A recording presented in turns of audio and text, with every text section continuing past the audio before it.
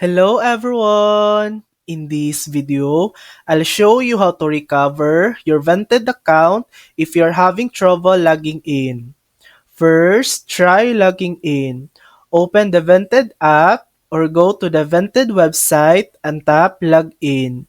Choose the method you originally used, like email, Facebook, Google, or Apple ID. Next, reset your password.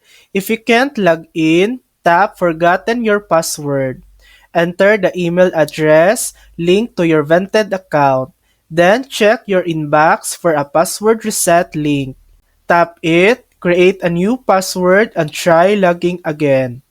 If you still can't access your account, for example, if it was deactivated or compromised, go to the Vented Help Center and scroll down to find Contact Us. Explain the issue, and Vented support will help you recover your account. And that's it.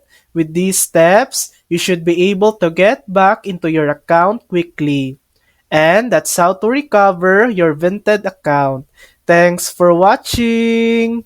If this video helped you, please like and subscribe for more helpful tutorials.